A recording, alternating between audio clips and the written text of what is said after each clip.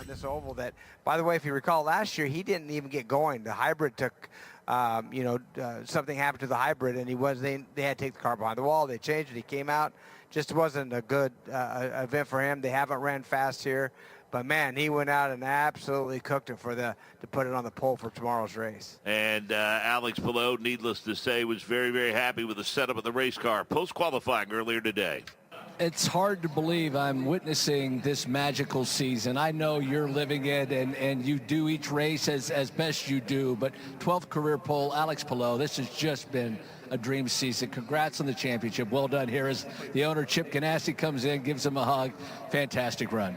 Yeah, thank you. I mean, it's been a magical season that keeps on going. Everybody at CGR and Honda are working so hard to get this done, and it's not easy. I know it might seem easy sometimes from TV, but it's everybody's working super hard to give me the best cars possible. The car has been unbelievable today. It's the best car I've ever driven here for sure, and in a short oval. So excited.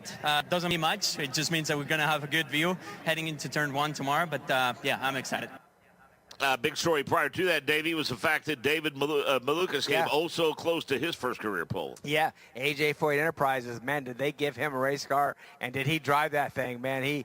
He looked good. He was on the edge. He gave it everything he had. He said the car had no more in it, and provisionally on the pole for a long time until that last car, as you said, Plo went out, but sitting outside front row is a great spot for him. Couple of bobbles in qualifying, Colton Herta, and also one in turn number 4, Jake Query, involving Felix Rosenquist. And Felix Rosenquist is okay. That's the good news. Let's begin with this. It hasn't been long since qualifying, but did you get a chance to kind of look over the car and find out where things stand with it?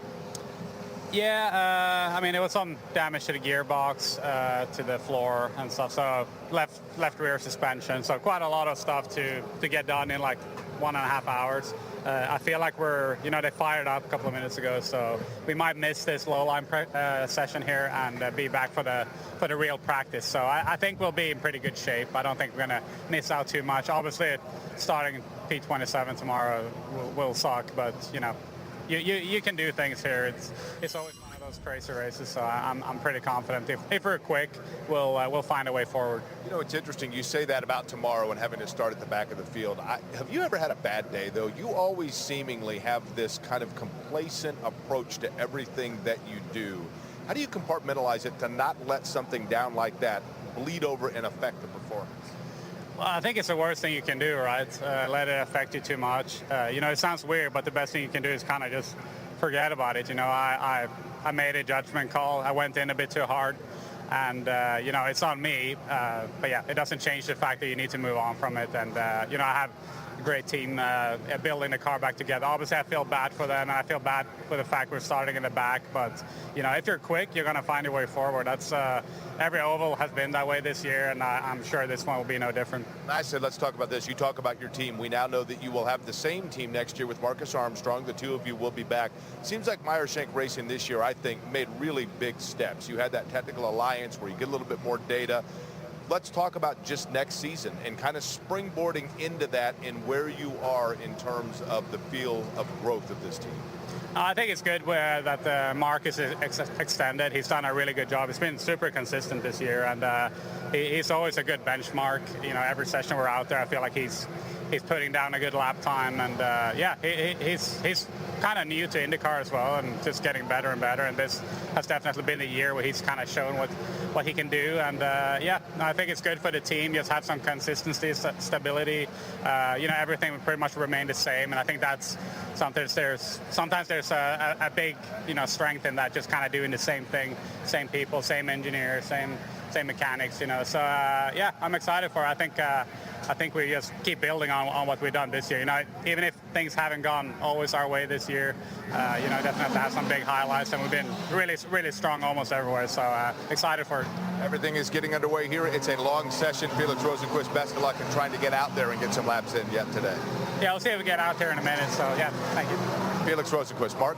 Navy teammates that you have enjoyed and teammates that maybe you haven't enjoyed over the years. A guy that's kind of been around more traditional team-centered sports like me and coaching with football, basketball, and baseball.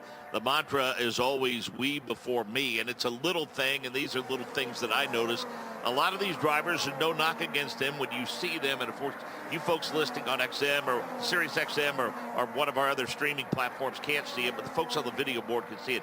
It's a little thing, but Felix Rosenqvist is wearing a Meyer-Shank Racing hat with both card numbers on it, not just a Felix Rosenqvist hat. Yeah, that's right. And both numbers on it, and I think that's key. And a great teammate, nothing better, nothing worse than a bad teammate. Like I say, I've had both. And tell you what, one of the best I had when you were driving Reinbold was Justin Wilson. I mean, he unfortunately, 10 years ago today, he lost his life.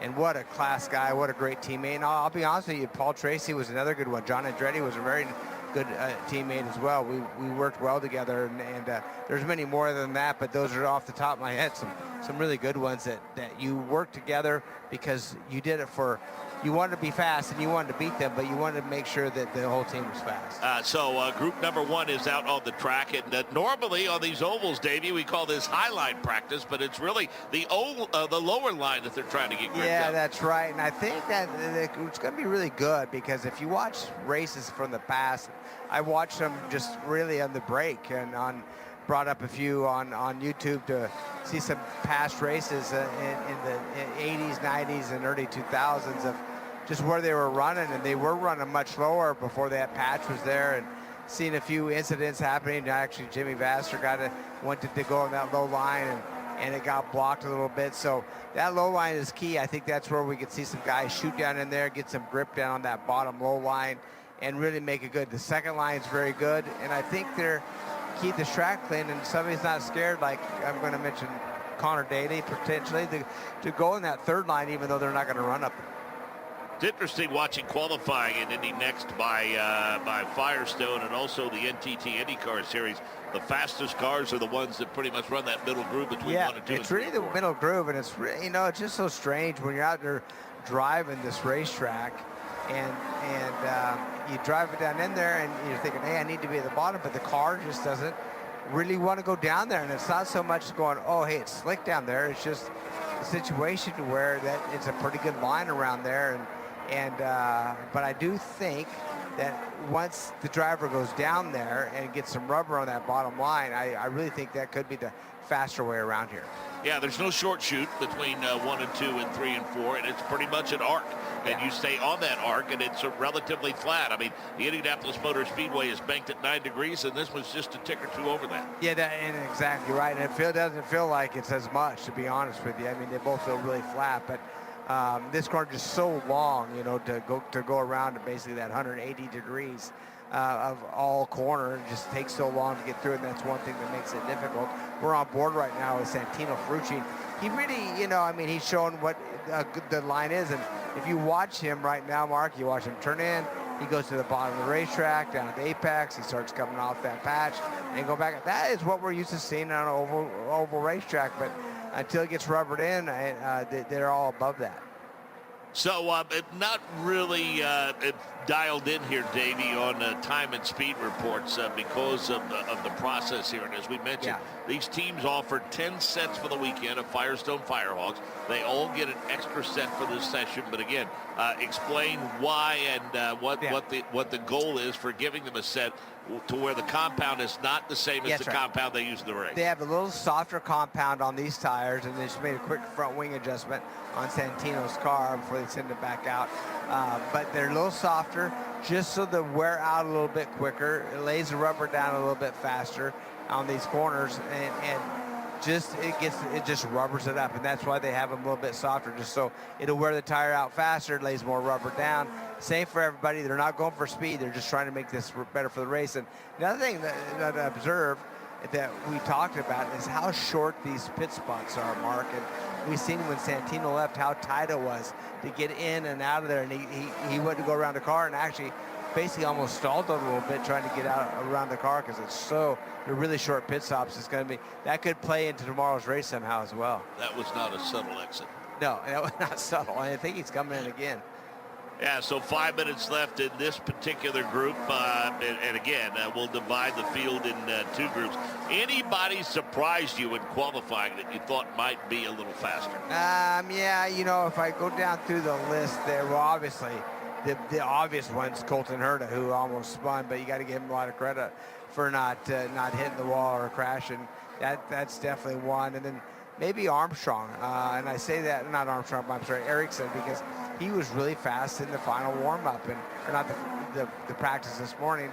And I thought, you know what, I think that could be a good time. And then he just didn't have the speed we thought he needed. We see, looks like maybe that is Foster's team, I'm thinking, running out with some A-arms, looking at the back of that car right now. And then as Ferrucci left, so it wasn't a smooth deal. They're looking at a half shaft, left or half shaft. Something may have broke on that car when he left pit lane. And, you know, we've seen that from time to time over the years, Davey. When you are too aggressive, when you release that race car out of that pit box, we've seen a lot of half shafts get snapped. Yeah, we sure have. That is Foster's car that we're looking at. They brought the A-arms down. Derek Davidson talking to Isaac down there. Oh, maybe that's DeFrancesco's, but don't see any problem right now. I think Ferrucci was right behind him. There was no contact with those cars, but I think something definitely broke on Ferrucci's, and that could be in half shaft. That's usually what breaks. Because of the incident, Felix Rosenquist rolls off 27th. It'll be Colton Herta and Callum Eilot in row number 13. In row number 12, it'll be Santino Ferrucci and Jacob Abel. Schwartzman and Louis Foster in row number 11. At row number 10, Stingray Robb and Kiffin Simpson. A couple of surprises toward the bottom of the field. You already touched upon Marcus Armstrong. He rolls off 16th. Little surprise, Christian Lundgaard will start 17th. Marcus Ericsson was fast in practice this morning, Davey. He rolls off in the 14th position, and Alexander Rossi will roll off in 13th. Yeah, now I'm not so sure. I know that, and I'll go back to you, but there's something broke on the right rear of that car, DeFrancesco's. It looked like the toe link is broke, so I think that Ferrucci actually hit that car on the way out. I think it was hit, and I think that did damage on the left rear of Santino's car, because that's where they went and looked, and the right rear of that car, DeFrancesco. Let's go to Michael Young. There was contact. Santino thought he had more space, and that crew feverishly trying to repair that car of definitely DeFrancesco. As a matter of fact, they're trying to button him up right now as everybody in the crew scrambles around the number 30 to get him set up for what's most importantly this big practice. But they're starting to put in the bars. They're going to tow that back to the paddock and do that repair there. They cannot do that here on pit lane. So definitely DeFrancesco's low line practice will not happen, and he will not get an opportunity to go out, and hopefully they'll have that car prepared for this final practice session. I would imagine he would not be in agreement with me, Davey, but as far as I can tell, looking at the second half of the season in particular, I don't know that Santino Ferrucci has been the same since he had that mistake at Toronto during that final warm-up. Yeah, just things aren't going. I think it was even maybe a little bit before that, to be really honest, but that really has kicked in and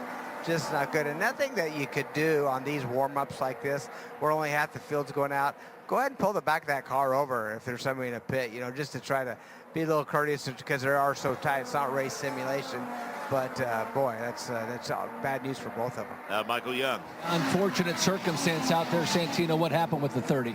Yeah, I was just coming in for a front wing change. I apologize to all the Rahal guys. I thought I cleared them just leaving the box with hot tires. I think the car just lurched further forward. And when I thought I had it sideways enough. Actually, I almost had it sideways enough to spin. Yeah, I don't know if when I stopped in the box, I stopped 6 inches too far forward. But, I mean, I must have clipped him by like an inch. Did you feel the contact in the car? I actually thought it was my fault because I grabbed second gear. Because I was in second. So I thought that I felt the upshift, and that's why I radioed in to check. So, no, it was super light, but we'll get back out there. Yeah, how much damage to your car? We just bent the toe link, so we're just going to go get that replaced. So we'll be back out here. See you in a little bit. Yeah, thank you. Santino Ferrucci.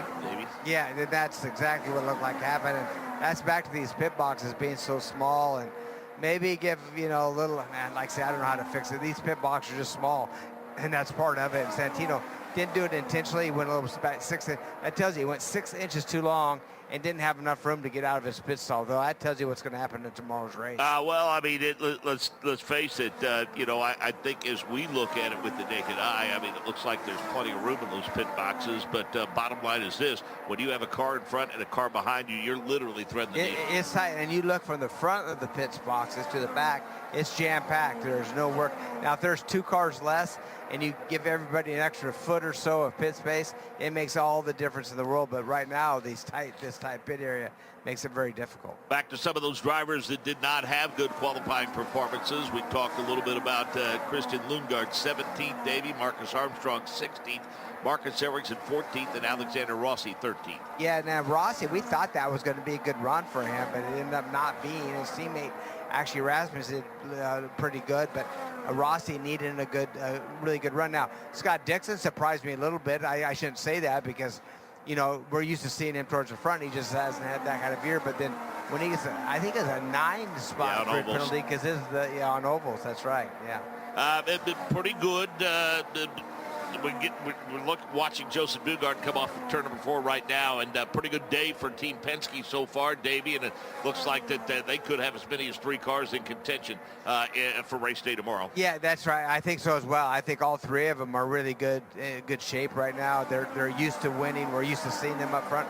We haven't seen that this year, but you know they're trying to turn that around. And watching Newgarden, he's really not doing the low line, I think, like they would like him to do. He only has a couple tires into that patch area right there. Running second quick right now, but speeds don't matter. But still, barely touching until exit. Yeah, he's not. What they want to see, what these the officials want to see, is all 4 of your tires on that black line to really get it rubbered in. And getting it rubbered in is really, really important because that can lead us early on in the race to go sometimes 2, maybe 3 wide. And see, another thing that does is it helps every driver. I mean, sometimes it's a little painful. Say, man, I don't want to go down there and run the low line, or sometimes it's the high line. But it could help you. That could be a benefit for you as a driver. Colton Herta, he's doing it proper. He's getting right down to that line early. He has all 4 wheels down there. Newgarden, not so much. He's not doing anybody any favors. I'm surprised the race control lets him stay out there or doesn't tell him to get down lower. But Colton Herta, he's doing what you're supposed to do, getting down there and getting a lot of rubber with the car in front. Newgarden's doing a good job getting all 4 down there as well. Well, we've seen over the years that Joseph Newgarden's one of those guys that does prefer that higher line, especially up for turn 4 a little bit. My question is, Davey, is it a matter of the fact that where they have the car set up as such where Joseph, it's just very, very difficult to drive it down there? Well, no, you just slow down. This isn't about speed. Just slow down, and you will watch these cars. You see the times they're running, 142, 143. I mean, they're 10 miles an hour. 15 miles an hour, on some cases slower than Indy Next. So it's not about speed. It's just about getting down there, getting rubber down, making it good for everybody, and kind of doing what the league's asking him to do. Yeah, the car running just in front of him is actually doing a really good job. Really good job. Yeah, that may be cold. I'm not sure if that is or not, but yeah, I mean, you need to get down there and do what you're supposed to do. Yeah, there's a whole lot of cars, in fact, working their way off of turn number 2 and heading out of the backstretch right now. And those cars certainly are running not nose to tail, but they're certainly stuck in that bottom groove and trying to get that track rubbered up. Because, like I say, it could help you when it comes to lap traffic, if you're leading this race, or just if you have a great battle going out there, it gives you another line to go to. So, you know, you want to do that for your own benefit as well. It's not just for everybody else. Hey, congratulations to Snap-on Tools, Davey, title sponsor of this race. Picked that up this year. It was announced during the off-season, in fact, and a great company, certainly known nationally. And Snap-on Tools have been around motorsports for many, many years. Yeah, what a great opportunity locally here in Wisconsin.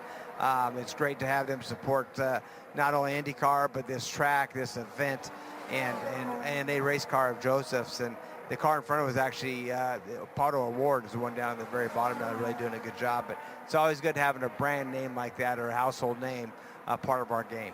So you'll know it's Award, Newgarden, Ericsson, Robb, BK, Siegel, Malukas, and Abel, McLaughlin, Schwartzman, Ferrucci, Rossi, and Colton Herta, and they will make way for the second group. So if your favorite driver's not out there now, be patient. In just about a minute or 2, you'll see them turning left. That's right. I think time is, it shows 15 minutes. I think momentarily they're going to be pulling them in and let the other ones go out. Yeah, busy day tomorrow, and we'll get it started plenty early, 10:25 local time, 11:25 Eastern.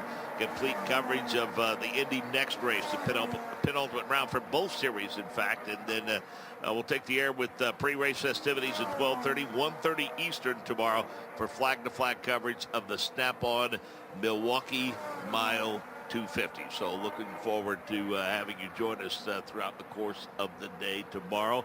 And Davey, it's time for Group B. Yeah, there it goes. Group B all pulls out. Group A, we're going to see them coming in. No gap in between, so I'm sure they don't mind if Group A wants to stay out there and continue to rub that in. It's no problem. But right now, we're getting that taken care of. We see that right now Will Power, he comes in and gets in his pit spot, or actually that's Newgarden. And yeah, they're getting it rubbered in. Been a lot of great combinations of race strategists and drivers over the years, and we've talked about the fact that I think Barry Wanzer and Alex Palou can start to enter into that conversation, and we caught up with Barry Wanzer a little bit earlier today. Barry Wanzer calling the shots for, of course, Alex Palou. Congratulations on the championship. You've had a couple of weeks to sit back and let it soak in. Overall, what does this championship mean to you? You know, it's thank you for first thank you. It's been an amazing year, certainly with winning Indy in the championship in the same year. That's pretty special. You know, we got quite a few wins in between and after that, but it means a lot to everybody. You know, we've got some first timers obviously on the 10 car. Like the team, as hard as we try to keep the teams the same every year, there's undoubtedly there's personnel changes, but you know, this never gets old. You know, for guys who've been around a long time like Ricky Davis and Julian Robertson and myself, you know, been around, you know, almost 30 years. It's it never gets old. It's pretty special. How many is this for you? Because I was talking to Ricky earlier. He's got 4 with Alex, 3 with Dixon. How many championships total is this for you? Total since I've been here, it's 16 out of the 17. But as far as on the 10 cars stand, I guess 7, 3 with Dario, now 4 with Alex. You get so many that you forget how many you have. I don't want to say that. Like, I don't want to say that. Like, it's we've been very fortunate, I can tell you that. This has been such a blessed year for you and this team. Obviously, it's probably hard to pick a favorite, but as you mentioned, to get the 500, to get the championship as early as you did, this one certainly has to rank as one of the highest. Yeah, for sure, absolutely. But certainly my most memorable 500 win was our first one in 2000 with Juan Montoya. I was still doing pit stops at that point, so, and I did pit stops in that car that Jack bent, so it was pretty special. It's certainly my most favorite. Lastly, we look forward to 2026. Obviously, not a lot of changes here, but as a group, will Chip want to change things up a little bit, move people around? Will you, as a team manager, race strategist, want to move things around, or do you not mess with a good thing? No, I think we're pretty solid. I think we've proven that. So the goal would be to keep everybody intact. Very good. We'll let you get back to it. Again, so happy for you guys. Congratulations on the championship. See if we can't tie Mario with 9 wins this race weekend. Yeah, we'll see. Hopefully we'll be fortunate enough to do that. 16 out of the 17, and you know, the question about you know, you had so many, you probably have lost track of them, and you know, it's interesting. I think if you look at the really successful people over the years, they never tire of winning. Period. Yeah, they never tire. Yeah. They're never content. They're never satisfied. Yeah, and by the way, 17 for Penske, 17 freaking Massey. Yeah. Where's everybody else? I mean, it doesn't leave a lot of room for other teams over the last 34 years, right? I mean, as far as, you know, being able to get wins. I know Andretti has some as well, but so it goes back a long ways, but pretty impressive. You go back to our pre-race show for the Indianapolis 500 this year, and we posed this question to the drivers. You know, those that have won it, what's stronger, the desire to win it or the desire to win it again? And I think Scott Dixon gave the most interesting answer, because he said as much as he enjoyed winning the Indianapolis 500, the ones that weigh on his mind are the ones that got away. Trust me, I know right what he's talking about. There's no question about that, because they're so hard to come by, and the ones that slip away, you don't forget those at all. The ones that you win, you kind of forgot how you went about it. You forgot how it all laid out, because you just know you won that race. But the ones, like you just mentioned, the ones you let slip away, they're painful. Was 6th your best finish? At the Indy, 4th. 4th, okay. Yeah, so, and I saw the pits actually, you know, leading, you know, the thing. So that was on me. What year was that? That was 98. Cheever won, I think. We're getting old. Yeah, I know. We are getting old, my friend. Aging gracefully, though, right? Yeah. That's right. Yeah, I've been watching Will Power in particular, and I think Will has probably, if the folks at Race Control are watching, it appears as though that Will is tackling that quote-unquote low line to, I think, the way that it should be tackled in terms of getting grip down. Yeah, absolutely. I've seen that. I watched him down there, definitely going down there, doing what the league is asking him to do and get that bottom. And he, you know, he's, matter of fact, you got a Prima car, you got a ECR car, and Andrew Pelot doing a good job down there as well. Even though they're running speeds in the 147, 148 range, is it close to impossible? I say that, but it's clear that, you know, one of the ECR cars just lifted. But it does seem that no matter the speed you're running, that it's very, as Christian Rash used, very, very difficult to hold that thing at the bottom of the racetrack all the way around. Yeah, you know, and that's where I think it is. It's, I mean, you're taking the short line, you're putting more input into the wheel. There's less grip right now until this gets rubbered up. So, yeah, you're going to slow down. You're not going to take any risk because there's no sense in it. It's just about trying to make the race better for tomorrow. And you know what? You can already see it, Mark. You can already see with this slow line practice. You can see the rubber actually being more uniform that's being laid down across the racetrack, especially down in turns 2. That it's got all kind of meshing together. About 8.5 minutes remaining, and then it will be, from what I gathered earlier today when we talked to these drivers during practice and qualifying, I think they're almost giddy with excitement about this final warm-up session. Yeah, well, they are, because this is the key for tomorrow. Now, one thing that does surprise me a little bit is the dag on the tires. They say that they fall off really rapidly. They fall off quickly. Connor Daly says, yeah, mine fall off, but not that quickly. So Will Power says his fall off in like 5 laps. But does that mean they fall off a little bit or a lot? Who knows? We'll have to wait and see. But it's going to be an exciting race. And, man, tell you what, I continue looking down in turn 1 and 2.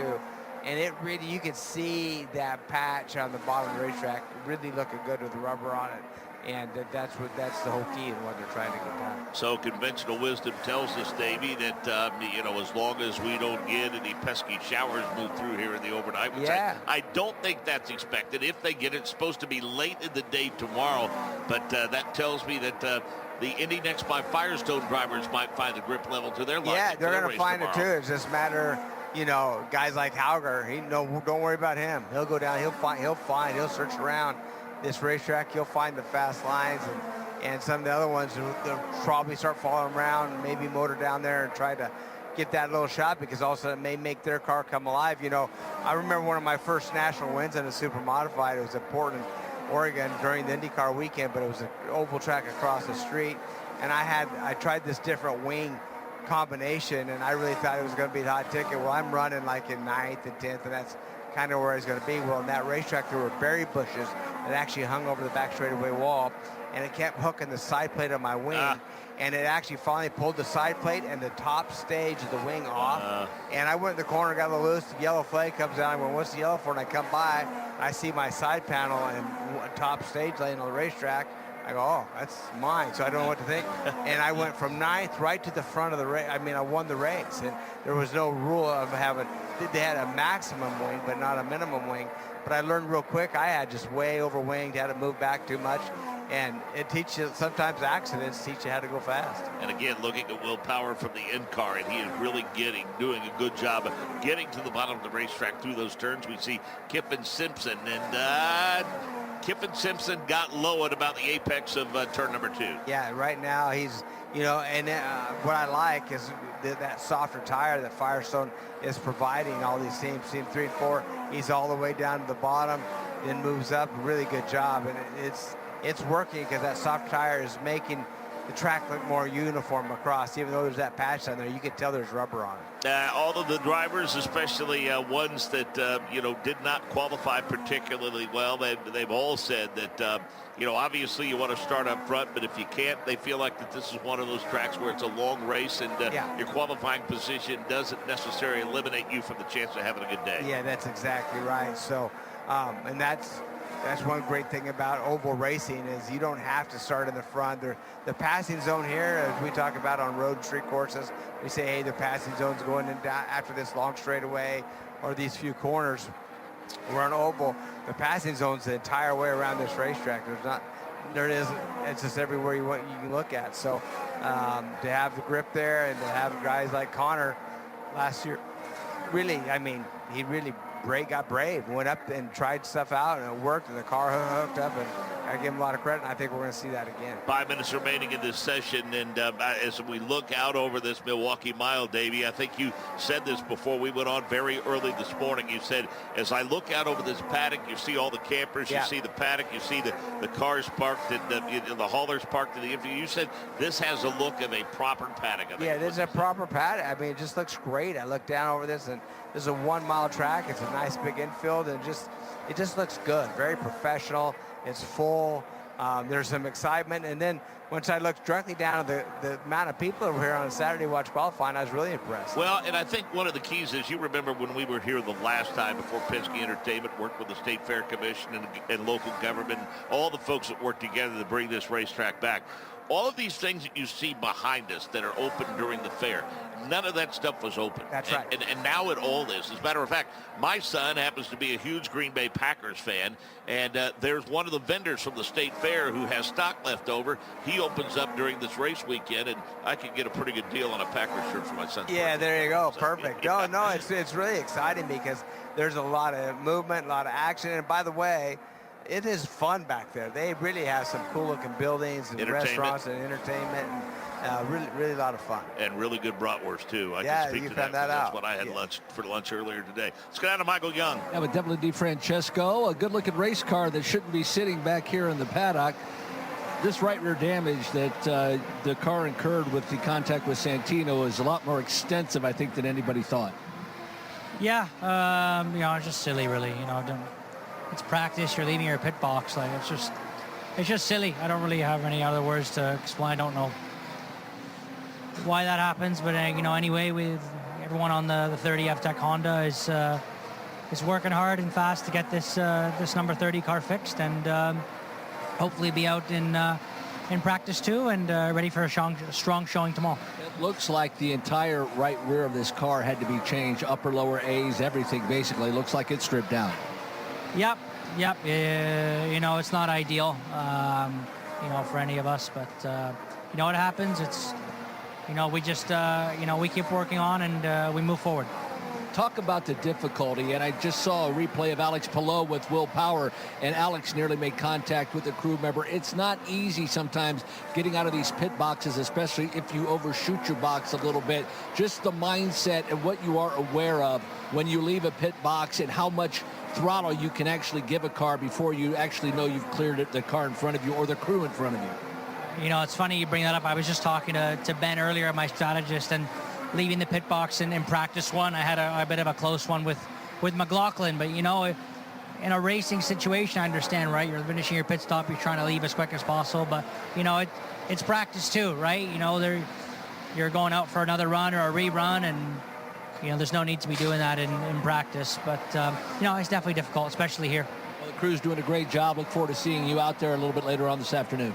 Thank you very much. There you go. That's Devlin DeFrancesco. Of all of the parts on that Dallara chassis, those particular parts are the ones that probably fascinate me the most, because we see drivers make contact with the outside wall, and it looks like that the rear wheel or the right front ought to snap right off of that car, and it's able to take a hit, and then sometimes it looks as though the lightest contact can cause failure. Yeah, and I think it's the angles that do it. I mean, I think at racing angles sometimes Dallara has it figured out when you're racing, and how the contact may be to hit another car. They make it very strong, but when you get into the wall, they make it really come apart and absorb a lot of the energy. I know a lot of folks are looking forward it's some time away before we get that new chassis, but I will say this, that I don't know of any other form of motorsports that when you look at the original design and what it was originally designed to do,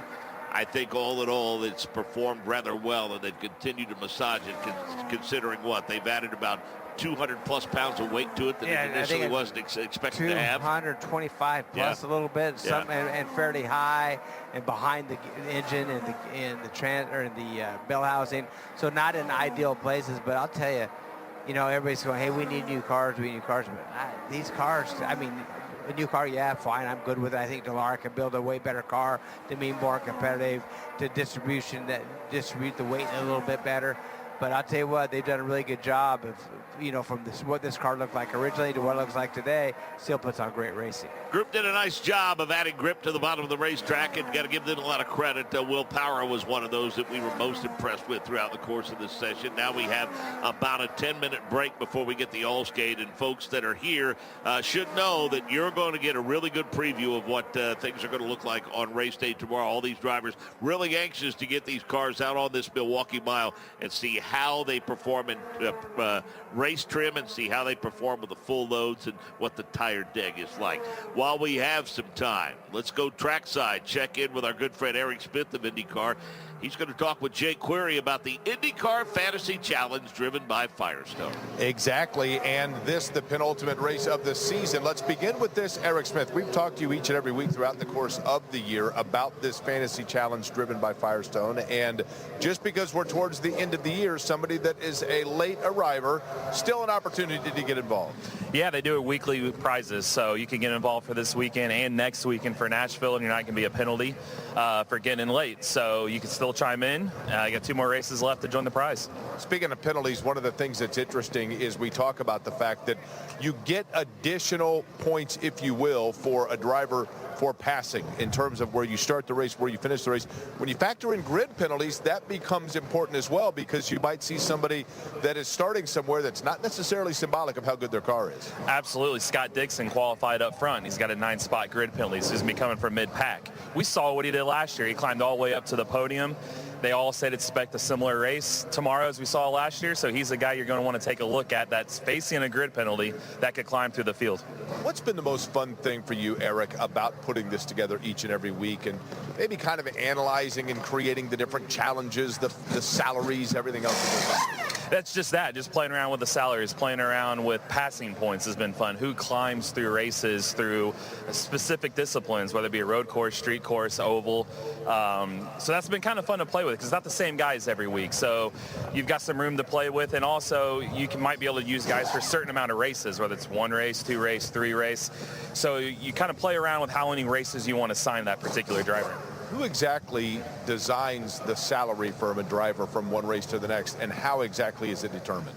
Usually Grid Rival, they'll send us, Arnie behind the scenes will kind of verify what kind of price. So Arnie's the numerologist here. He's a numerologist. They will go with previous race results, maybe what they've done at that specific track over the history, or that discipline for the season. So there's kind of a formula they kind of come up with and put it all together, and that's where you get the lineup. When you look at this particular racetrack, we're talking with Eric Smith, by the way, talking about, of course, we mention it each and every week in talking to him, the Fantasy Challenge driven by Firestone, which is available on the Grid Rivals app, also INDYCAR.com/fantasy, correct, yep. Eric? And, when you look over it and you come to a track like this, I think it's easy to get involved in thinking of those that are simply atop the points and think, okay, but you can take a longer, deeper dive on the history of this particular track. Who's good at Milwaukee, for example, which is totally different than Portland? Absolutely. I would look right at Tim Penske. I know they won at Portland, but right now you can get some like Joseph Newgarden. He's $14.8 million on the Grid Rival app right now. He's starting 7th. He's good on short ovals. He's won at least 1 oval race every year since 2015. We've got 2 left. He's not won this year. Sets up nicely for him. Somebody like Connor Daly, $15 million. He finished 3rd in race 1 last year. He's got 3 top 7s and 4 ovals this year. So Joseph Newgarden is less than Connor Daly. Absolutely. That obviously factors in the fact that Connor Daly, this is a place where Connor Daly's got some history, right? For sure, and you got to look at the season too. Joseph's had some bad luck. He's not had the great finishes on ovals. He's led a lot of laps, so they factor all that in, where you would think, well, why is Joseph Newgarden less than Connor Daly, a 2-time Indy 500 winner? They're looking at the big picture. But eventually he's going to figure it out. That could come here this weekend. Why not strike while the value's there for him? Who would you say is the bigger salary cap hit between myself and Michael Young? That's a good question. I know what the reality is, but I'm curious what you think. Say yourself there, Jake. Say yourself. No, listen. I've got W-2s that say otherwise. Okay, let's go back to this, though. For this particular track, other things going into it that you looked at that were intriguing to you, or maybe even storylines that haven't yet developed that you say to yourself, don't sleep on this driver. You know, honestly, I would look on Rasmussen right now. He's starting 9th. You get him for $16.6 million. A lot of people don't realize there's only 3 drivers in the entire field that have a top 10 finish on every oval this year. He's one of them. The other 2 are Alex Palou and Pato O'Ward. So I would look for him. A lot of people talk about his aggression. That could pay off on Sunday. You know, another guy I think that's interesting is Ferrucci, because Santino Ferrucci does not have a great starting position, but when you look at it, Eric, we know what he can be like. He's had some struggles so far this weekend, but when you get into traffic, Santino Ferrucci can be Mr. Excitement. Oh, yeah. His line last year, they're talking about in race 1, the passes he was making, and the field saw that, and that's why we saw a season high 773 on-track passes in race 2 last year, because everybody saw what he was doing in race 1. He can do it again. He did it last year. He finished 4th in both races. He's going to be starting 21st after the grid penalties. Watch out for that 14 car tomorrow. Again, Eric Smith talking Fantasy Challenge driven by Firestone, the Grid Rivals app, also INDYCAR.com/fantasy, where you can get involved. Still time to sign up, join, not only for this weekend, but for Nashville as well. Mark? Season finale is just a week away. We're off to Music City for the Borchetta Bourbon Music City Grand Prix, and the event president, Ann Fishgrunt, joins us. And Ann, we are excited to once again be wrapping up the NTT IndyCar Series season in Music City at Nashville Superspeedway. We are too. I can't believe that we've been talking about this for so many months, and here we are on upcoming race week next week. So it's interesting to note that while certainly the series championship has been decided, and there's still plenty of excitement, and as we've talked about, plenty at stake for these drivers. I mean, some have not had good years. They want a strong finish to the season for momentum. Some are driving for their futures. They're hoping to get contracts for 2026, and some drivers want to solidify their spot inside the top 10 in points. And as we saw last year, a very compelling race with a lot of twists and turns before we finally crowned a race champion. You really can't beat IndyCar on ovals, and to crown the next Borchetta Bourbon Music City Grand Prix presented by Will Scott champion here at Nashville Superspeedway, it doesn't get any better. You're right. We are watching Palou make this historic season, but there still is a trophy and a first place of this race that we need to be able to see and watch, and round out that top 10 in championship points will be really exciting to watch. Well, let's talk about the schedule. It'll be a busy one over the course of the weekend. 2 days of action-packed things, right? We open our gates on Saturday to everyone and anyone. Gates open at 8 a.m. and we kick off right away with Indy Next practice, followed by practice and qualifying, not only for the NTT IndyCar Series, but also Indy Next. So Saturday is going to be that practice and qualifying, a few concerts in our fan zone, amazing activations from our partners and our sponsors. And then on Sunday, we open at 9 a.m., kicking off with the Indy Next race, and then a huge concert by All-American Rejects, followed by that championship race, the Borchetta Bourbon Music City Grand Prix, presented by Will Scott. We thought all of us at IndyCar Radio were the All-American Rejects, but we're happy to hear that there's a band by that name, so we'll look forward to that. There is a band. Yeah. So plenty of outstanding ticket options. NTT IndyCar Series family-friendly. There's a kids ticket. There's Premium Plus grandstand ticket, and also premium parking options as well. There are. While we do have general parking available for free, there are closer spots with that premium parking pass that you can buy online at musiccitygp.com. But you're right. A family can come out as low as $50 for an adult for Sunday, and a kid's ticket is only $10. So we try to make it convenient. Those options exist. We also have packages if people want to go to the Vanderbilt game on Saturday, or even the Country Music Hall of Fame on Saturday. They can come out here on Sunday, and those packages live on our website too. So there's something out there for everyone. Yeah, that describes Nashville to a T, Davey, in terms of there being something for everyone. You were there to kind of, build the interest with the media. Just on Wednesday, Don't have to work very hard to do that. There's a lot of interest in that race. No, we had a lot of interest. The media was great, and as always, did a great job getting them all together. We gave some two-seater rides. It was a little warm down there, but it's going to be really nice when we go there next weekend. The temperatures are coming down.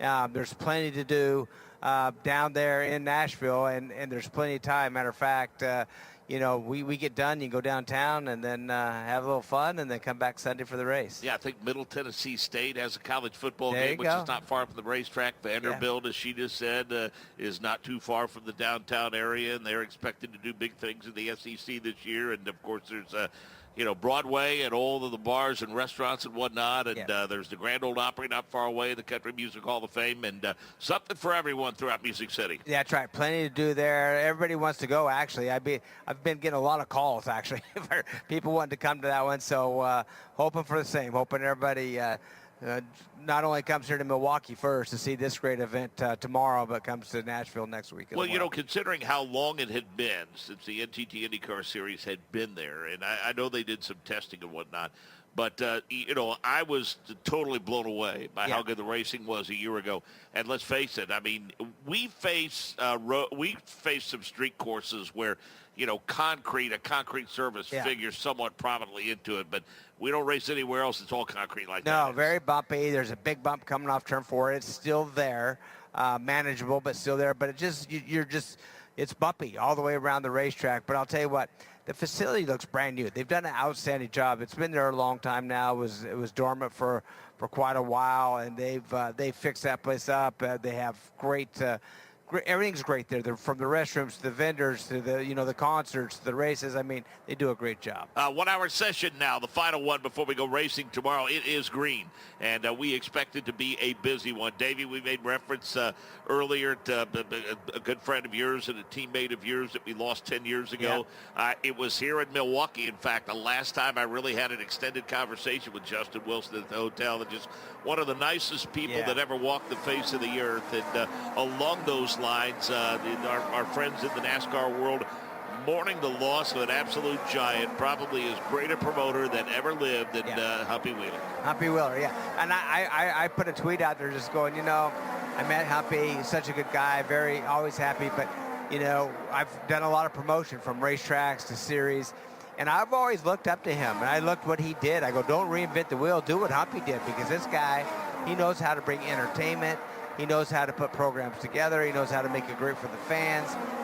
Man, just, you know, and working for Bruton Smith, and Bruton had, you know, all the assets to be able to do it properly. I mean, what a great job. He blew me away when I was a pit reporter in the IndyCar Series, raced at Charlotte Motor Speedway, because, you know, we get that printout, and it was blank where it said the command to start engine and who was giving it. We were wondering, okay, who's the big celebrity? Is it somebody from the NASCAR world? And while it wasn't, I think it was pretty cool, because what Humpy Wheeler did prior to the command, he opened the gate, he walked up in the stands, and he grabbed 2 fans and brought a husband and wife down to give the command to start. Yeah, no, that was him, right? It just made everybody feel at home, made it exciting, and you know, I mean, from jumping school buses to you know, motorcycle. I mean, he just did a great job. And our good friend Doug Rice, who recently retired from Performance Racing Network, will be part of our pre-race show tomorrow, and he will offer a fitting tribute to his mentor and friend, the late Humpy Wheeler. Let's go to Michael Young. Yeah, for Felix Rosenquist, right on cue. As soon as the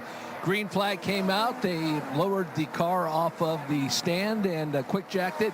They are making their way out into the pit out portion of the Milwaukee Mile. Looks like Felix Rosenquist ready to go. He's already strapped into the car, steering it as I speak, as the car about 100 yards or so away from getting back on track and getting some practice in. So early on, Connor Daly at a 153 plus, just shy of 154. Davey, how much do we expect those speeds to go up? Yeah, you know, where are we at? Yeah, they're going to go up. I think so. I mean, I know this is full load of fuel. Basically running right now where Indy next qualified, so that kind of gives you a speed rating. But you got to remember, they're full of fuel. They're trying to take care of tires. They're going for long runs. Matter of fact, 3 stopper tomorrow, Mark. You're going to need to be in that 63 lap range to make it even.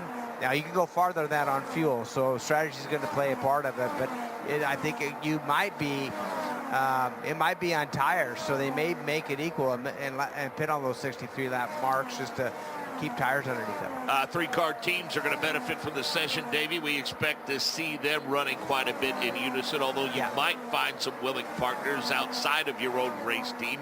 I don't know that it's necessarily confined to the engine manufacturers as it is in some other Fords. I mean, I think drivers want to know so badly and really need to know how these cars are going to handle traffic, and they find a willing partner they're going to run with. Yeah, right. We see when the ECR cars blow by our points champion going down the front straightaway, and I don't know what everybody's doing, but I'm going to have to think that Alex Poe just kind of cruising, full tanks, seeing how much he can get out of these tires. Meanwhile, it looks like that's Alexander Rossi kind of going for it, man. It just seems like he's got a really fast pace going right now. We'll see if he backs up as well.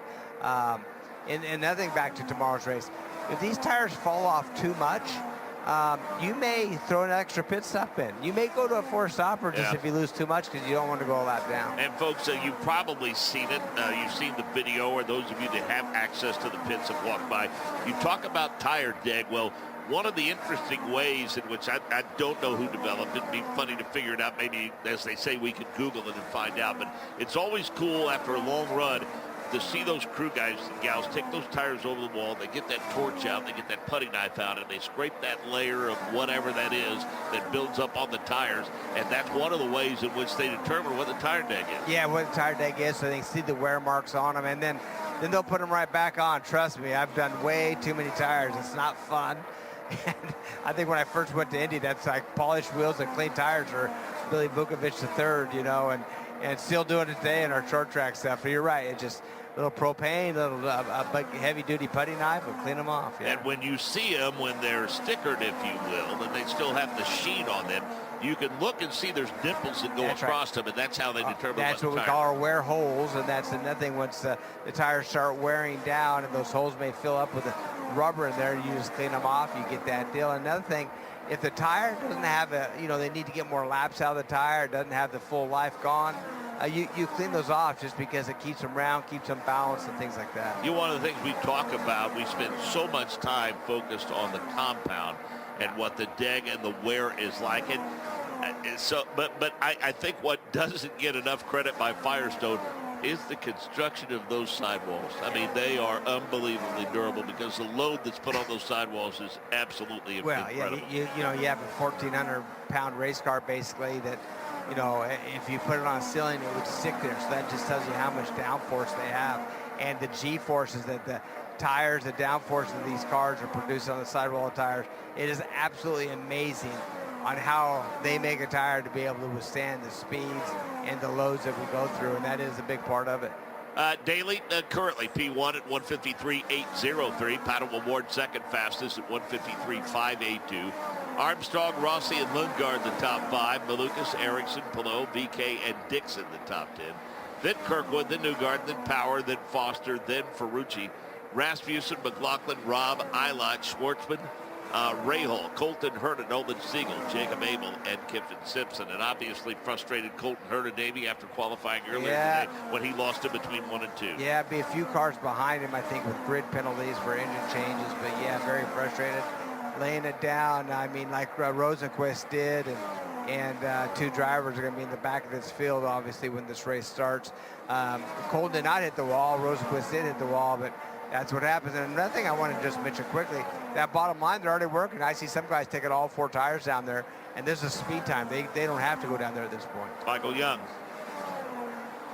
Felix Rosenquist just took off, guys. I was just looking over my right shoulder, heard a sound of someone peeling out, and Felix Rosenquist, the repairs made to that number 60 Sirius XM Honda has been taken care of. That incident, obviously, the damage pretty bad on that, not only the rear, a little bit on that front as well. So that crew doing a fantastic job, and he'll have a little over 54 minutes of practice before we're done for the day. Santino Ferrucci has heard from race control because of the way he exited the pits earlier, Davey. He will lose the last 20 minutes of the session. Yeah, never good. I mean, this is a session, boy, we see, it looks like Siegel got down that low line coming off of turn 2. Had to lift. He got pretty sideways, and, thing moved around. A lot of cars were able to go by him right there. We see that, matter of fact, close call with Ericsson getting by him. But that's unfortunate for Ferrucci because the bottom line is, as we see an ECR car, it looks like maybe he took it a little bit too hot, got Rossi. high. That is Rossi. And you look at he has some of the fastest trap times. You see him go down turn, same thing. Back in, stepped out, going into turn 1, saved it a few times. Doesn't hit that wall, makes it around the corner, but boy, a lot of dust flying off. Yeah, we're watching cars really work their way through the bottom of that low line, and it looks like, Davey, that some drivers are saying, okay, we grip this thing up. Let's see how the car's going to handle, because we think that's going to lead to a good race day for us. Yeah, and so far so good. And I don't think you need to use it a lot. Just get down there to make those passes. Look like kind of like someone doing a slide job. Drive it down in there, get underneath the guy, maybe slide up in front of him on exit if you can get in front of him, and then stay back high again. And so I just think it leaves a really good option for these drivers, and not to be afraid to go down there and use it. As we continue to say, Connor on top, Pato Award, Armstrong, Marcus Armstrong in that third spot, where, no surprise there. I mean, he said he was a bit free qualifying, but has a good race car.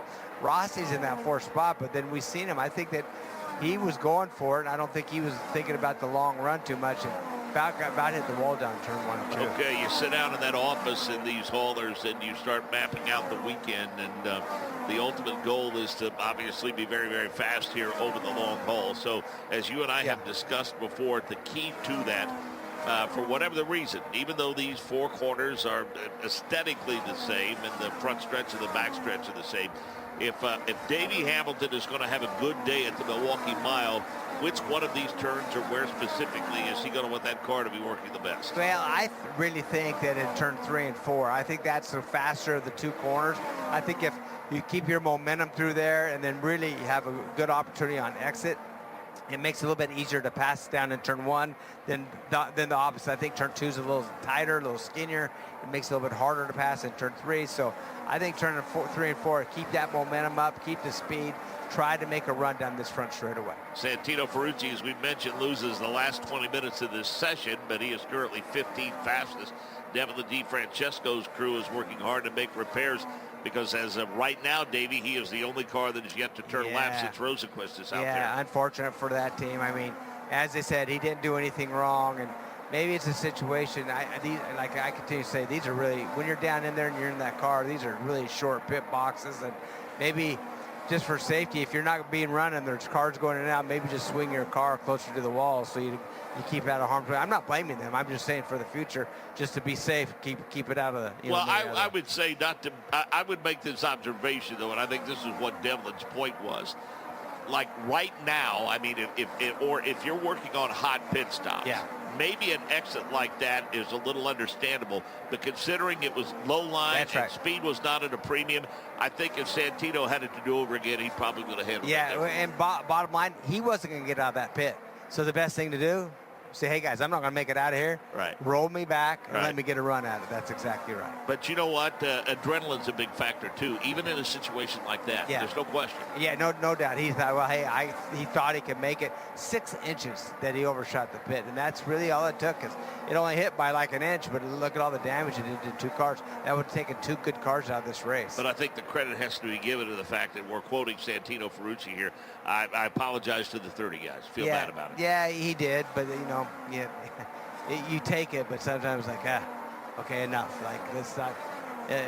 You just try to prevent it again. That's all. If I'm the 30 guys next time and they're doing that, I think I'm just going to pull my car over. Yeah. Not that it's their fault. Don't get me wrong, but just kind of getting it out of the way and saying, and then, just trying to make it easy, because they are very short pit boxes. And by the way, I don't need to tell you. All you got to do is look up down this pit lane. You can't make them any bigger. No. I mean, they are what they are. I don't want to jinx him, but I just have a sneaking suspicion that if they take care of business in the pits, tomorrow could be a very good day for Connor. I'm with you. I had such a good run in the first race yesterday. So what I see there is a really good race car, a really fast race car. His teammate, Stingray Robinson, hey, man, we got a great race car. Stingray's right now in the P18 spot.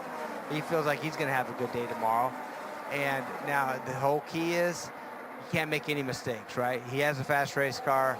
Don't get overconfident. Don't make a move that does, risk to reward. Don't have any problems in the pits, and just get through the day. And I'm with you. I think he's going to have a good day tomorrow.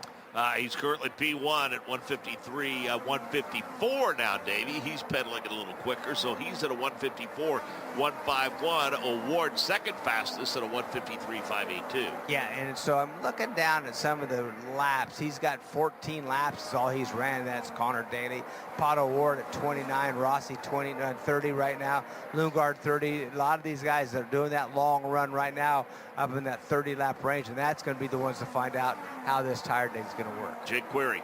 One of the guys to watch in this session, in particular here in the closing 45 minutes of it, is that of Will Power. And of course, there's a lot of speculation about Will Power in terms of his future. He told Michael Young earlier today on the INDYCAR radio network that we will find out at the end of the race on Sunday afternoon, a week from tomorrow, what his future is. You can read into that as you choose, but in terms of trying to finish things out strong, Will Power, of course, getting that win in Portland. But after qualifying, he was not shy in just his frustration in the qualifying effort of that number 12 machine in terms of the setup, and he was very vocal about the fact, or he agreed to the fact, that this would be an important session to try to work that car in and just get it into a situation that it feels good in traffic. And Davey, as you know, when you get on these short ovals, it's a bull ring. You're in traffic the entire time. They wanted to make sure that that car was going to feel good for it. And right now, the last that I checked, he was 13th on the speed chart. So I think they're still trying to kind of reel in that number 12 machine. We know that Will Power is obviously as good as anybody with the experience of being able to feedback what that car needs, but looks like they're still trying to massage it to the point they may need for tomorrow. Yeah, that's one good point. We tend to do a lot of gambling or a lot of betting on who's what and have points and try to see who's the best. But one thing that they probably should do is just to see, you know, how these cars fall off in pace and who's the fastest lap and who, you know, just like we're talking Will. I mean, he can get the job done. We know that, no question about it. But he's a guy. I mean, you start betting on who's going where. That's going to be a bit of a gamble right there. That's for sure. I must say that despite of what some labeled as the rather cryptic answers that he gave to questions after the win in Portland, I just, based upon what he did last year, 2 years ago, won a championship. We'll talk more about Will Power in just a moment. Let's check in with Michael Young. Yeah, Felix Rosenquist just went back out. We're with Adam Rotovazzini, the race strategist. Adam, just walk us through from the time he had the incident during qualifying to where you guys are now, the process to get him back out on track and the job your guys did at the crew. Yeah, the job the guys did was great. You know, honestly, all that preparation starts back in the shop. You know, we have spare body work, so we get back, just make the changes, deal with IndyCar on the hybrid, G-loads, things like that, put it back together, get on the pad, and now we're back out and running. Field just feeling comfortable, so I think we're in good shape. How much adjusting do you have to do to a car that was damaged enough that it took about 2-3 hours to get fixed? Honestly, not too much. You know, I think that's where the preparation back at the shop comes in. So we'll leave you get back to it. Hopefully you guys will have a great race. A great job by you and your crew. Yeah, thank you very much. You got it. That's Adam Rovazzini, the race strategist for Felix Rosenquist. And again, Davey, back to Will Power. Championship a couple of years ago. 3 wins a year ago.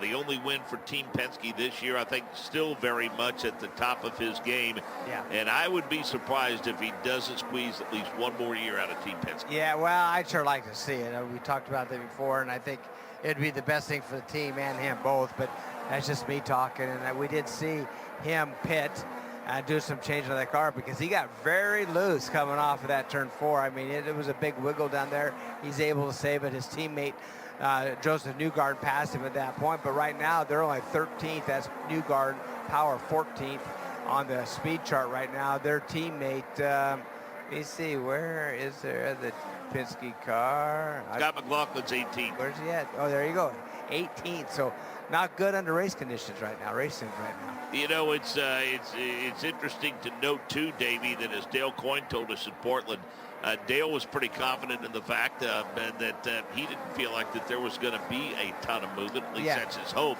especially within his own race team.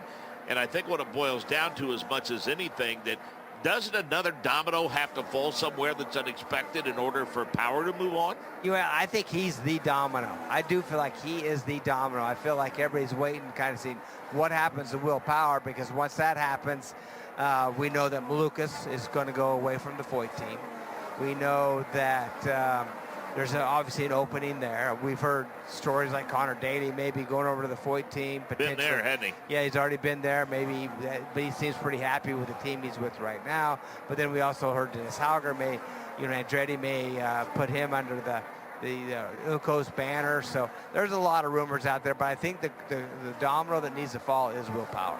Yeah, it's going to be interesting to watch it unfold. And Will Power basically said that it will not, at least. I think he probably knows, but the decision is not going to be announced until after Nashville. And I think if he does stay at Penske, that Dale Coyne hit a nail on the head. I don't think there's going to be very much movement at all. No, that's for sure. Connor Daly continues P1 at 154, 151. Siegel has moved up to P2 at 153.678. O'Ward is third fastest at 153.582. Armstrong and Rossi through fifth, and Lundgaard is sixth. So we talked about how well that Penske performed in qualifying, Davey, and what they've done in practice most of this day. How about Arrow McLaren and what they're doing right now? They're P2, P3, and looks like P6. P6, how impressive is that right now? Siegel leading the other two drivers right now, so that's really good. We also talked about Ericsson, didn't have a good qualifying run, but practiced good. Well, he's practicing good again right now. P8 for him right now. Jay Query. Alex Palou sits right now inside that DHL machine. They brought him in, and they are taking a look at the rear cowling of the car. Going to check the springs on it, I think. They just took off a set of Firestone Firehawks that have some debris on it. But Alex Palou, of course, sitting on pole, championship secured, and as always, seemingly very, very cool and collected. Michael Young? Well, Craig Brooks, team manager for AJ Foyt Racing. Craig, we talk about this silly season and we talk about dominoes, and obviously one of your drivers is one of the drivers that could potentially move if Will Power moves. For you managing this team, do you already know? Do you wait? How does a manager of a team deal with this late in the season, a driver who's performing as good as he is? And I'm talking about David Malukas. Yeah, I mean, we really don't have a choice but to wait, right? I mean, so we'll just, we'll see how they fall, how everything falls into place. But I'm not really worried about it. I think no matter what happens, we'll be good. How does team morale change? You've got a driver that's been so successful and has come in and is rejuvenated. He brought everything up from Texas to Indianapolis, and now you've got a driver who really is a future star in this series, if not one of the biggest rising stars. To know, how do you manage the perception of your team and the future of what happens next year? Well, we've tried not to change too much. When the car came up from Texas, it was, it made things easier, of course. But as far as, the culture, I think the culture is really good right now, and we're just going to try to maintain that momentum. Lastly, how is AJ? We were hoping to see him here at Milwaukee. Obviously, that great run he had in that dirt car, and then brought it here and finished second to John Cock, one of the legendary stories. Is he going to be at Nashville, and what's his overall thoughts of this season? I really haven't talked to him personally, but I know he's been pretty happy. I don't know that if he'll be at Nashville or not. And so I wish he would come. I'd love to have him, Yeah. I think everybody would love to see him. You guys have done a great job this year. We wish you all the best this weekend. Thanks, Mike. There you go. That's Craig Brooks, team manager for AJ Foyt Racing. Yeah, and I think two things that are significant, Davey. It's not been easy for AJ to relinquish control of a race team that he essentially built from scratch and had so much control over for so long.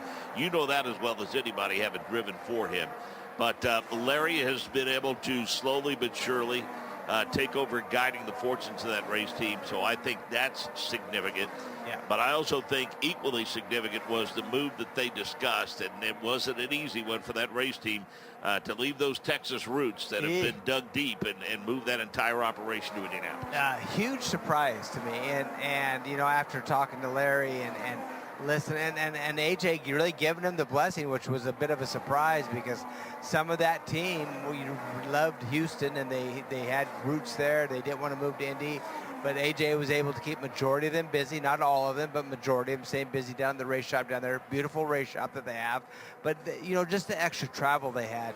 I talked to one of the truck drivers, Rodney, and I think that he said that there was like 30 extra days on the road over the other truck drivers, just because of the distance they had to travel everywhere and the distance they going back and forth between you know, the racetracks in the Houston shop. So it was the thing to do. Larry's still based down there, but he, you know, he has a team of people up in Indy. Obviously, he has his finger on the pulse. He knows everything that's happening with that team, and right now a lot of performance that's happening. That the relationship with Penske, I think, has been nothing but good. They've had a great relationship with, you know, their sponsor with ABC Supply, the Sexton Group, you know, so he's doing a really good job. Foyt Winery's very, you know, a successful venture too. But another layer to being able to move both race teams under one shop, Davey, let's face it, when you're attempting to attract the best personnel, now don't get me wrong, I love Texas. Been there many, many times. I really have. And it's a great state to visit. There's a lot of things about it. But let's face it, I mean, there are teams, if you're not in the Midwest, it does make it tough. It does make it tough. I mean, there's a reason that the teams are based really in the Midwest. I mean, there's a reason for that, just the simplicity based on where race are. And nothing, where Delara is, where manufacturers, where the Firestone, where, you know, a lot of people are based around that Indianapolis Motor Speedway makes a huge difference. And just logistically, it's definitely the place to be. As hard as it was for them to do that, they did it for years. And, you know, obviously when I was driving for those few years, I was based out of Houston. Everything was done in Houston. So, but, you know, I think as competitive as this field is, as testing's got narrowed down, the additional driving and the additional things that go along with IndyCar right now, it was definitely the smart thing to do. They have a great shop right there in Speedway. The Foyt Winery's there, as you said. You know, AJ Foyt IV, he still lives in Indianapolis, obviously. We keep thinking maybe he'll come and hang out of the race team, but seems like he's got some bigger fish to fry. Well, I mean, his wife's part of the actual upper-level management now. Well, she's ownership. Jim Irsay. I mean, management and ownership, so yeah. So he's staying busy over there. And by the way, he has some, they have kids and some athletes out of that family as well. I think AJ the Fifth is, what I hear, is a pretty solid hockey player, so we'll see what happens. I'll never forget one weekend, I think we were in Kansas, where I watched him run at the time an Indy Lights race, and then I think he was changing like a right rear tire on the IndyCar. Yeah. Oh, yeah. No, AJ used everybody. Yeah. You know, I mean, my first time meeting AJ at Portland, wasn't my first time meeting him, but Vukovic and I were racing. As I said, the track across the street, we go over there, and he goes, "What are you guys doing?" "Oh, I just came to hang out and see what you're doing." He goes, "We need some help." I think I held the signboard, and I think out on the wall, the signboard, because that's how we used to communicate. Remember, out on the wall, we used to have signboards. So I was out on the wall, and I think Billy had the lollipop in the pit. And so, yeah, we were just going to hang out. Next thing, we're working on the team. So, yeah, that's how he handled it, for sure. I'm glad you're sitting down when I point out the fact that Alex Palou has just gone to P1. Yeah, no, that is surprising. And by the way, if you watch where he was on track, there was a Penske car and I think an Andretti car kind of up there battling around a little bit. And he followed him and looked at him and then just went by him and set the fastest lap. Yeah, so Alex Palou continues this memorable season in this potentially record-tying season. The effort that he has put forth with this race team has just absolutely been incredible. Interesting names across the top of timing and scoring. Alex Palou, 154.221. Connor Daly continues at P2 at a 154.151. Then Siegel, Award, and Armstrong, the top five. Rossi is sixth fastest, then Dixon, Lundgaard, and Malukas. Louis Foster is starting to pedal it a little faster. He's gone to seventh fastest. That bumps Dixon to eighth. Lundgaard ninth. David Malukas starting on the front row tomorrow is 10th fastest. Then Ericsson, VK. Kirkwood, Newgarden, and Power through 15th. Santino Ferrucci is 16th. He only has about 10 minutes or so remaining in his session. He gets parked for the last 20 minutes. Rasmussen 17th. 18th McLaughlin, 19th Robb, 20th Eilot, 21st Schwartzman, 22nd is Eilot, and then we go Ray Hall, Simpson, Colton Herta, and Felix Rosenquist. Rosenquist has turned laps in the 143 mile-an-hour range. That's quite a disparity, Davey, between the top and the bottom. You've got Palou and Daly at a 154.2 and a 154.1, and then you go to the bottom, and you've got the bottom 3 or 4 drivers at around 148, 146, and 143. Yeah, and let's keep something in mind on this, too, as we talked about Indy next and how good those drivers are and how close they are on speeds and why that is such a good stepping stone to get in IndyCars. Fast time was a 150 in qualifying. Pelot's a 154. I mean, not a big difference. Actually, it was 151 in Indy Next. He's only 3 miles an hour faster than qualifying for the Indy Next. And then, you know, they're down to 143. He's way slower than the Indy Next cars. So that's one reason that series is such a good stepping stone to get an IndyCar. Some pretty impressive trap speeds. Looks like around start finish and also in turn number 2. It kind of varies around the racetrack. Right now in turn number 2, it looks like O'Ward, Rossi, and Foster are the fastest. But boy, you look at the turn 3 trap speeds, Davey, going into turn number 3. Malukas, Pelot, 172 plus. Rossi at 172 along with Ferrucci, O'Ward, Newgarden, and Dixon. Those guys get down to 176, 175. Yeah, really good trap speeds right there. And you don't know where, you know, these are overall, so that could have been full load, but fresh tires as Pato O'Ward goes. You know, he's in that mix too with best trap speed in turn 2. Just don't know where they're at, and that's where we continue to look at laps. And Pelot's ran 48 now. You got Siegel at 51, O'Ward 47. You know, they're all pretty much in that 40 range. But had they changed tires or those are original set, they're going to do some pit stop practice here in a little bit as well. Well, I mean, there's no question that, you know, you heard drivers talk about it throughout the course of the day, Davey. And this, I think, while qualifying is certainly important, I just have a sneaking suspicion that drivers felt like that this session perhaps was the most important session of the day. Yeah, because everyone, you know, being on the pole and being fast in practice, that is, it's all a feather in the cap. But nothing better than winning a race. And so this is where the race is going to be won, is this practice session. Really feeling these cars out, really seeing how the balance and the tire wear is going to be, and just kind of getting their strategy together, how many pit stops they're going to make, what kind of fuel they're burning. All those things come into play. We're on board right now with Colton Herta trying to make a move on Ferrucci, unable to do that right now. But as those two go around, Ferrucci just turned, he just moved up, I think, a ways. As you said, only has a few minutes left, and Brax actually moves down to that 19th spot right now. So not much speed right now in race conditions. So young. With Kara Kristalik, Executive Director of Race Tire Engineering for Bridgestone Firestone. So the thoughts on these tires, and just remind the fans what last year brought and what you brought this year. And last year had some amazing racing. So we had 2 races here, a Saturday and Sunday race. Tires had good wear and a good amount of drop-off, and that's what we really intend for this awesome racetrack at Milwaukee Mile. We love coming to this historic event, and we brought the same tire this year that we brought last year, and we're seeing good amounts of wear. Right about 60 laps is when we start to see the first tires start to wear, so teams are going to want to make sure that they manage their tires really well and make sure that they get best performance out of their fireworks as they can. How do you decide not to mess with the good thing? Because you always want to be better. You always want to get that perfect tire. Where's that balance? Yes, we do. So we're always striving to be better. But you know, when you have a great product, and if you can do things like not change the aero, not change the tires, we can replicate that performance year over year. Are you able to learn anything from this track and utilize it at other ovals, or is this a unique track in and of itself? This track is pretty unique. It's flat, it's an older surface, it makes for some really great racing, but not a lot of what we learned applies to too many other races or tracks that we currently run in IndyCar. What are your favorite memories of this facility? Do you have a race that you look back and say, boy, that was one that I loved? So I went my very first race here, I think it may have been 2008, and the Schmidt-Peterson guys, they did a timed race around the Milwaukee Mile. So setup day, you come in, and then you put all your watches away and you run a mile. You say how long you're going to do it, and you run a mile. I thought that was awesome. So I love this city, and I love this racetrack. I actually called a pedicab race here once. It was interesting in and of itself. So finally, we go home, the final race of the season to your Firestone's home of Nashville. Looking forward to that. And what are you planning on bringing? Is there anything different for Firestone as we get to the final race of the season? Yeah, so that's our most durable super speedway tire, and it's pretty similar to what we ran in Iowa. It should make for some great racing, and of course we've got 2 races, so it should be really amazing. How fun is it just to get back home and to know that you only have to drive 20 minutes or so to see the race?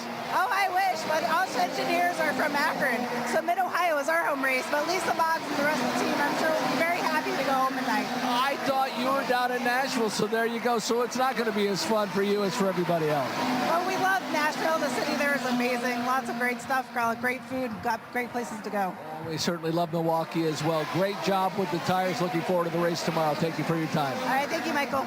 That's Kara Kristalik, Executive Director, Race Tire Engineering for Bridgestone Firestone. And Davey, I'll give you a minute to come up with another series anywhere on the planet in which the tire manufacturer provides the kind of transparency and insight that Firestone provides us each and every race. Yeah, and you know, just knowing how different these tires are from racetrack to racetrack, what their engineers have to do, what it takes for them to be able to make these tires, and enough for the entire field is just amazing. What a great partner. I mean, they are absolutely, we have such great partners, honestly, with Dallara building these safe race cars, Firestone giving us absolutely fantastic tires. They step up to the pump every time.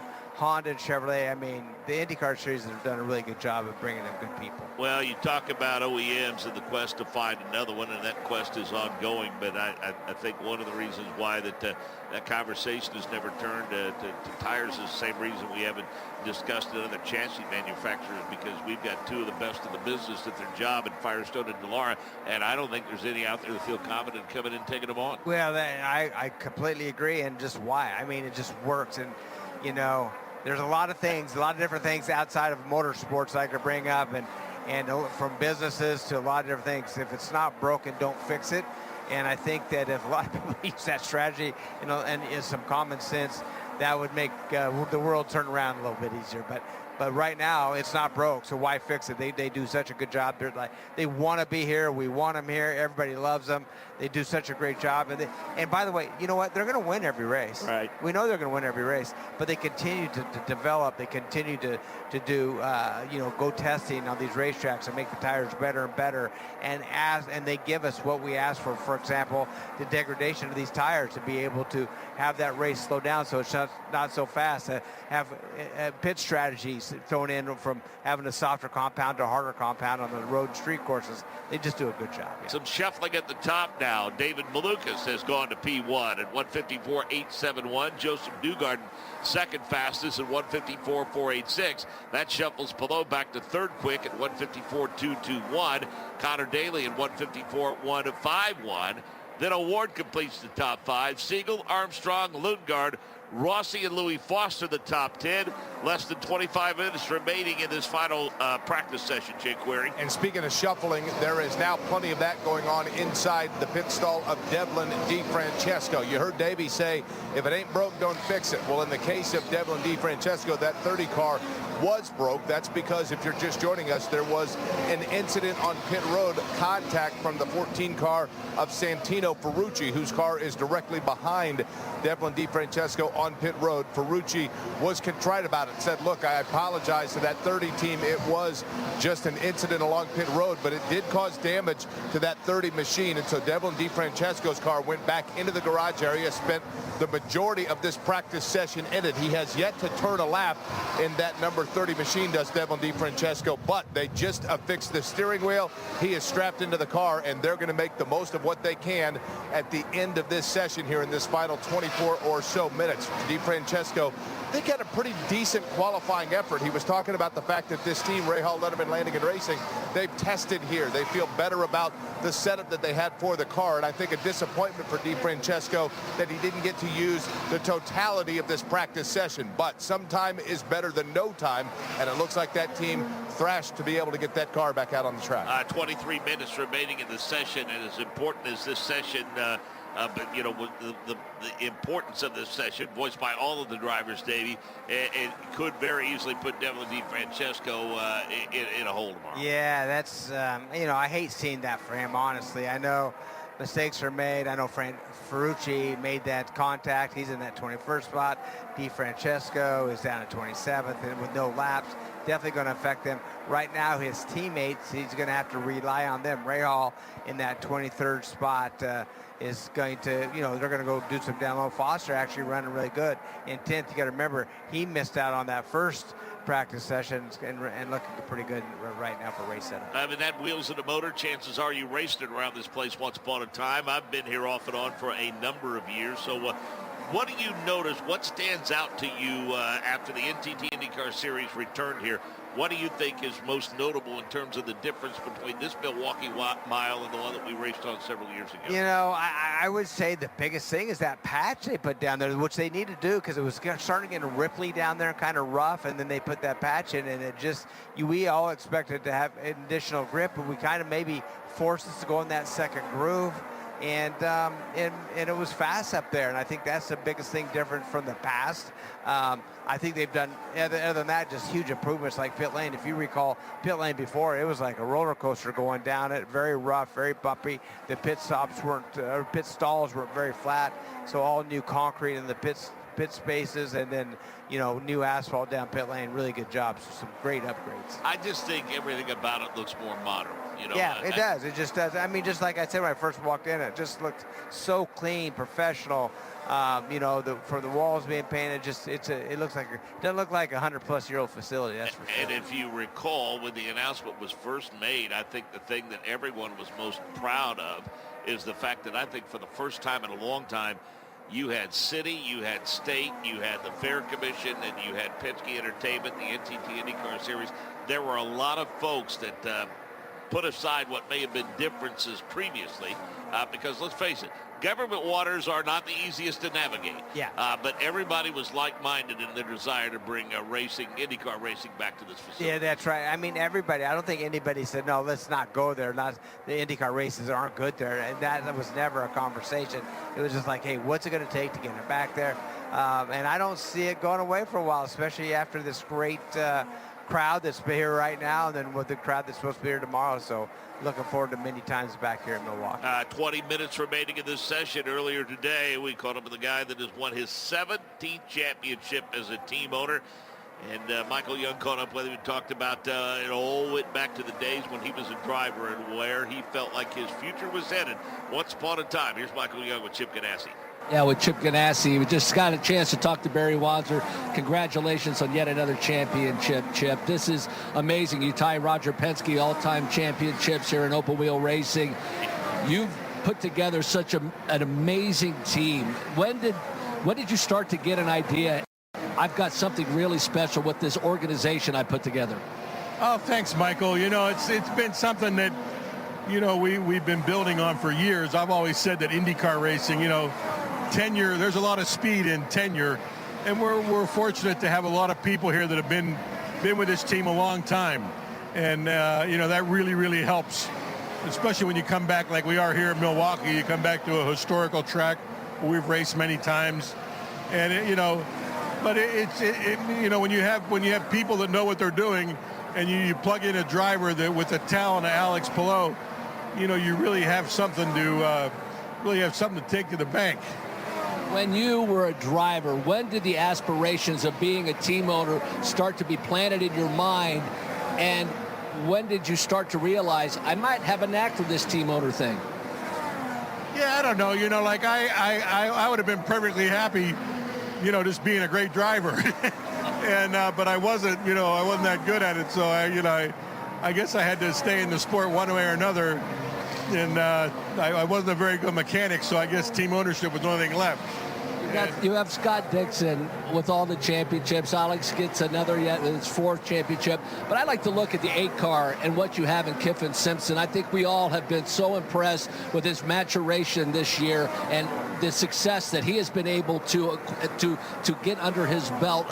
When did you start to see the light switch go on in his head, if you will? Yeah, interesting, Michael. You know, like the... you know, we had Kiffin doing some things in the off season, and you know, he's one of those drivers that you see little bits and pieces of flashes of brilliance, and you know, when you see those little bits and pieces come along, you know that they just don't fall out of the sky. You know, with certain things we see in drivers, we know are not, you know, are not luck, and so we see those in Kiffin. And we just have to hone those a little bit, polish them up a bit, you know, and when we think we got somebody there. Lastly, with Alex Palou having 8 wins this year, obviously Mario had 9 in the season, A.J. Foyt and Al Unser Sr. with 10. It's truly remarkable, this young man's talent and what he's been able to achieve. No question. I mean, like I said at the beginning of the season, I think we're just beginning to scratch the surface of this guy's talent. And, you know, he's got a lot left in his tank yet. So, you know, we showed up yesterday just after the track walk, and I just said to him, I said, hey, what do you think of this weekend? He goes, I'm going to win. I said, okay, great. And that's all needs to be said. You know, like he, you know, he's not thinking about the championship. We approach every race the same way. We want to go out and win it. So that's the attitude we're taking going into this weekend. Congratulations on the season, the championship. Always great to talk to you as well. Thank you. Any doubt about his makeup, Davey, I think was put to rest at Portland a couple of weeks ago because, I mean, let's face it, championship was wrapped up and he was still throwing it around, trying to do all he could to get around Christian Lundgaard. Yeah, how about that pass he made, got by him, and then wow. Rasmus Lundgaard was able to get back by him, and then that made for a fun race to watch. And then he goes off the track trying to make a move that he didn't have to do, but he goes for it, man. There's no doubt. And how about this? How about Malukas on top, Newgarden, Armstrong, Palou, and Daly, top 5 right now in this final warm-up. You know, I posted about it shortly after the race was over, and I know that place in Portland, for a variety of reasons, has its detractors, but well, I just think the NTT IndyCar Series puts on a hell of a show there. Yeah, how can you deny that? It was a great race. I mean, they did a good job. It came down to some strategy. We talked about it. Will had like a 17-second lead, down to a 7/10 of a second lead, down to where he had some serious pressure on him the last 30 laps. It wasn't given to him. And I thought, well, this is going to really, truly try him because he had lap cars in front of him, if you recall, having a hard time getting by some lappers. He's able to do it. By the way, it makes some pretty risky moves down into turn 1. To get by some of those lappers, and he was able to pull it off and still win that race. Some of the numbers inside the numbers, if you will, the best consecutive lap averages for 10 laps look like now Will Power at 150.522. Let's see. Also, Renus VK at 149.824. Award at a 149.778. Looks like Kyle Kirkwood at a 149.658. So that gives you an idea how things are spread out over the run. But we talked about the fact that drivers would look to make long runs, and some drivers getting a pretty good look at what race day will be like for them tomorrow, and most notably would be the car of Nolan Siegel, who's flirted with the top 10. He's turned a lot of laps today, but his teammate Christian Lundgaard is closing in on 100 laps with about 14 minutes remaining in the session, Davey. Yeah, I mean, really good run by him. By the way, he was the highest for a while there, the highest McLaren driver, and right now I think he sits as the highest McLaren driver as he goes to P2. That is Siegel we're talking about. Daly is sitting in that 6th spot, Lundgaard in 9th, so Siegel, he's catching on to this track pretty quickly. I go back to what Brian Barnhart told me with the decision when they made it. Brian told me this back at Barber earlier this year when we were talking about Nolan Siegel. He said, well, the way he handled the adversity that year at the Indianapolis Motor Speedway, Tony Kanaan, if you remember, spent a lot of time mentoring him through that process, and that's kind of when the discussion started. And you know, the kid was chasing the championship in Indy Next, decided to jump out of that car and take an opportunity in the NTT IndyCar Series. And Brian said it was a difficult decision because they knew he would be out of contention for Rookie of the Year, but quite frankly, they wanted to secure his services for the foreseeable future because they knew somebody else was going. And as a driver, those Rookie of the Year, it's quite an honor to have that, but it's not everything. Sometimes it just doesn't play out your way. And if you have opportunity to go to such a great team, you go, heck with Rookie of the Year, man. I want that team more of a full-time basis. As we see Devlin DeFrancesco make it on a racetrack right now, he's got some laps in. He's actually out there passing a few cars, kind of battling around there with David Malukas. Looks like Malukas got just a little bit loose coming off. That was a weird little move that he made. Yeah. I'm not sure what happened right there, but weird move. We did get that outside wall. It was almost like a tire not on tight or something. He is now on pit lane, but that was just a weird little, something weird happened there that caused him to make a funny move down the straightaway. Old Man Winter for sure settles into this area, Davey, and I guess to that end, that has a lot to do with beating up these racing surfaces over the course of the I'm gonna disrupt. I'm gonna interrupt myself there for a minute. Something happened there. Yeah. I don't know what it was. So what could happen? Sometimes when you put the car in yaw, that's drifting out just a little bit, and it comes back and it settles on the left rear, it turns you right. I think maybe something like that happened, just where it was out there, then the weight came back and put a little load on that left rear. It turned the car to the right just a little bit. Did a good job keeping it out of the wall, but man, we usually don't see that out of IndyCars because when you're up to speed, it doesn't happen. But I think he just came out of the pits on doing a pit stop practice. So my point was how this place weathers up during the off season. It's still pretty smooth. It actually is. I'll tell you a lot more tomorrow on grip and smoothness. But the last time I was here and running, we did a media day after Road America, and it still felt great. It still felt good. There's still some bumps. It's a bit bumpy. It's they're just character of this racetrack. I mean, it hasn't been surfaced for a while, but very raceable for sure. Well, there's no question that the goal of getting that bottom groove rubbered up, I think, has had its desired effect, because I just saw Kiffin Simpson. He stayed in it a long time to the bottom of the racetrack. Yeah, he sure did, and I think we're watching Rosenquist right now being a bit ginger with this car. It looks like still finds himself at the bottom of the 27. But he's ran 47 laps and just doesn't have the speed there. So that's pretty interesting that he's ran so many and the speed's not there. DeFrancesco in 26th and Ilott in front of him. Graham Rahal, we know he has a good car, but I don't know about his race car. He's in that 24th spot. Frucci, who has been parked now, so he's going to be no better than that 23rd spot right now. But Maluka, Siegel, Newgarden, Armstrong, and Palou, and just throw Daly in there in the top 6. They're looking pretty good for race sims. Newgarden carrying the banner for Team Penske right now at 3rd fastest. We go down to 14th fastest, Davey. That's where we see Will Power at a 152.772. But Scott McLaughlin right now mired in 20th place with 151.296. Yeah, and Scott, just something's not clicking there either. We haven't talked about him much. He hasn't really been a threat and everything. He did have a good qualifying run. Thought maybe he had an opportunity for the pole here.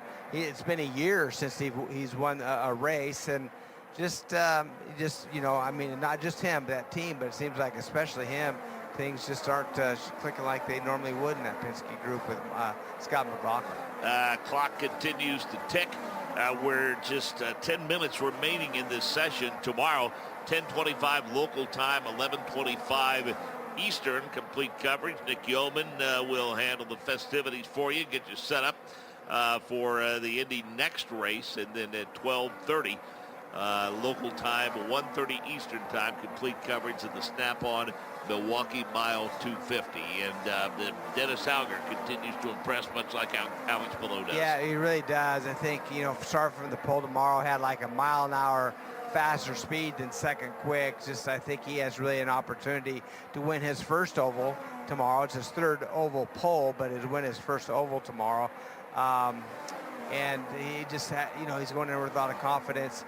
I do feel like out of all the drivers at Indy Next that we will see him in the IndyCar series. I just don't know where at this point, so I say we continue to talk about this, but I think that Will Power needs to figure out, or everybody needs to know where he's going, and then after that, I think the chips will fall where they fall. Now we are watching cars work their way around the track, and again, just around 9 minutes remaining in this session. And Davey, we can look up and down the pit lane, and we can see that a handful of drivers have decided that they're pretty happy with the setup of the race car, or maybe there's an issue that they don't feel like they want to address, and they're calling it early into the session. Well, it could be a tire dag situation, or not tire dag, but tire allotment situation where they use it, they want to keep the rest of the tires for the race tomorrow, and don't want to gamble any more tires. They wore out what they had allotted for practice, and said good enough.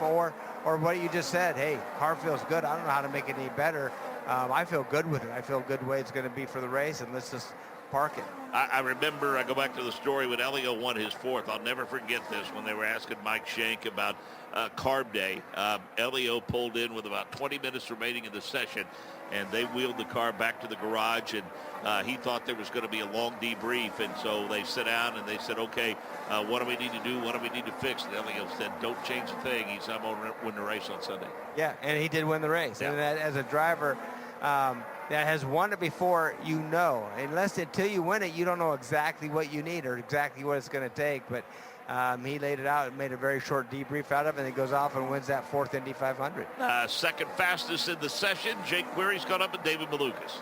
David Malukas is out of the car. Let's talk about this. I'm assuming pretty happy with that ride because that was a heck of a practice session. Looks like you've got a pretty good car. I want to talk about what happened at the very end, though. Looked like you got a little bit loose. What was the feel?